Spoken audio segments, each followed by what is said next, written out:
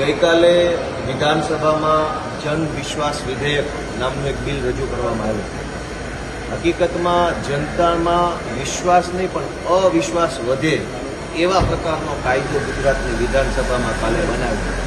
મેં એનો ભરપૂર વિરોધ કર્યો કે ગુજરાતની વિધાનસભામાં આવા કાયદા ન બનવા જોઈએ, પરંતુ બહુમતી છે ભાજપની એટલે એણે મન ફાવે એવા કાયદા બંધ. કાયદો એવો છે કે ગુજરાતના સહકારી વિભાગમાં એટલે કે સહકારી મંડળી, દૂધ મંડળી, ખાંડ મંડળી, મત્સ્યોદ્યોગ મંડળી, ખેતી મંડળી, અમૂલ સંઘ, સહકારી કોઈ પણ ક્ષેત્રમાં કોઈ માણસ ખોટા ડોક્યુમેન્ટ આધારે, ખોટી જાહેરાત આધારે, ખોટી સહી આધારે, ખોટા કોઈ પણ પ્રકારના પુરાવા આધારે એમાં સભાસદ બની જાય, ડિરેક્ટર બની જાય, ચેરમેન બની જાય તો એને હવે જેલની સજા નહીં કરવામાં આવે પણ 5,000 રૂપિયાના દંડની સજા કરવામાં આવે.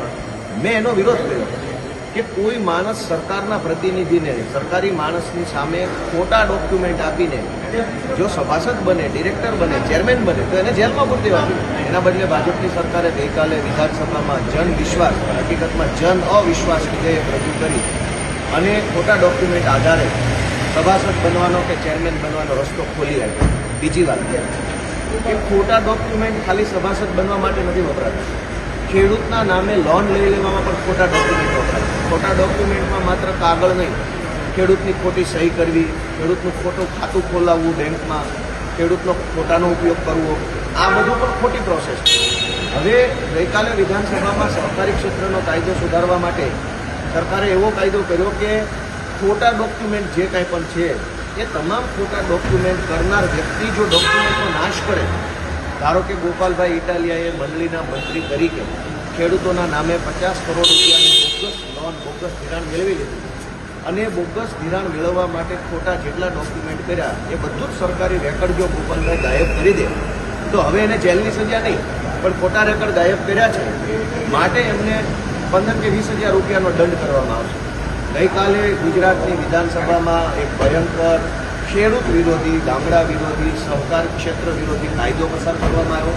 મેં એનો વિરોધ કર્યો કે ખોટું કરનારાને દંડ ન હોવો જોઈએ પણ એને જેલની સજા હોવી જોઈએ. આ સિવાય જન અવિશ્વાસ વિધેયકની અંદર ગઈકાલે એવું પણ હતું કે જે માણસ ગેરકાયદેસરનું બાંધકામ કરે એને જેલમાં નહીં પૂરવાનો પણ એની પાસેથી 50,000નો દંડ લેવાનો.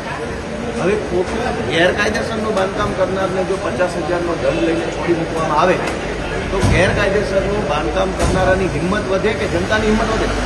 તો મેં કાલે વિધાનસભામાં આ વાતનો વિરોધ કર્યો કે આ જન અવિશ્વાસ, સરકારે તો એનું નામ આપ્યું છે જન વિશ્વાસ વિધેયક પણ હકીકતમાં જન અવિશ્વાસ વિધેયક છે કે ખોટું ગેરકાયદેસર બાંધકામ કરો તો 50,000 દંડ, ખોટા કાગળિયા સરકારી કચેરીમાં રજૂ કરો તો 5,000 દંડ, સરકારી કચેરીનું રેકર્ડ ગાયબ કરી દો તો 20,000 દંડ.